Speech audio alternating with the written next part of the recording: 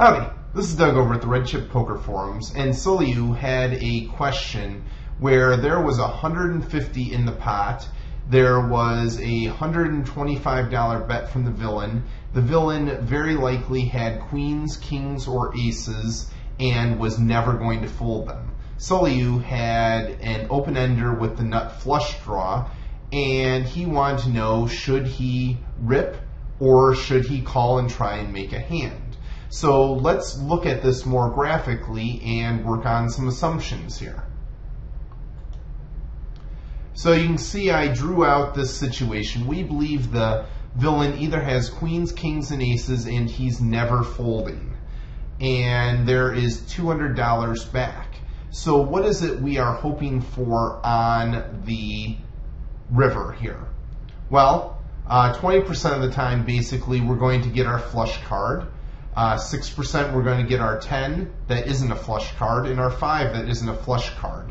So that tells us that we are entitled to absolutely 32% of this pot on the turn. Let's take a look at it. So there was a 150 in. If we were to call, that would make 400 total, and we are absolutely entitled to 32% of that pot.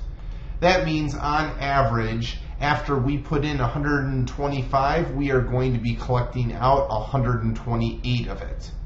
Awesome. This is already basically a neutral move, and we've got the chance to get their stack. So how are we going to get their stack? Well, 20% of the time, we are out of position, we bink our flush, and we ship in 200 into 400. Is this guy going to call? I don't know.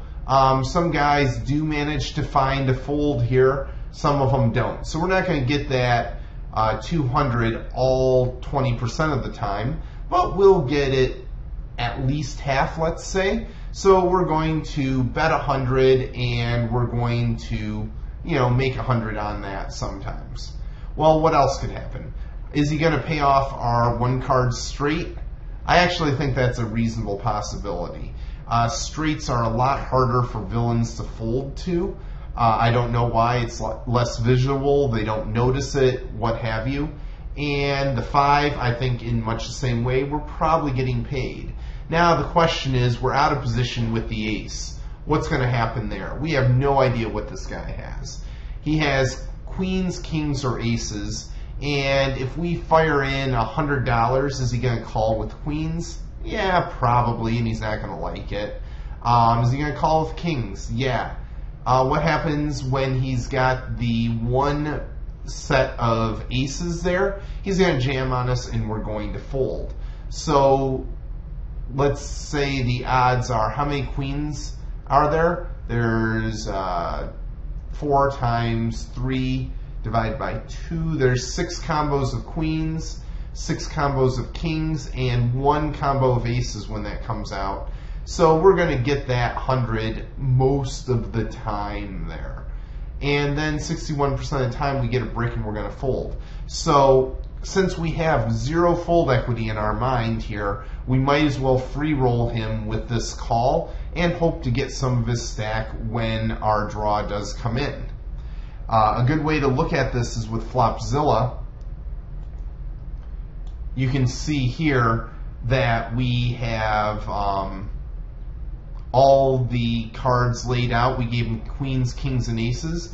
And the hotness over on the right shows us which are our outs. Our outs are the aces, all the hearts, 10s, and 5s. So you can use that to make this analysis easier. Often,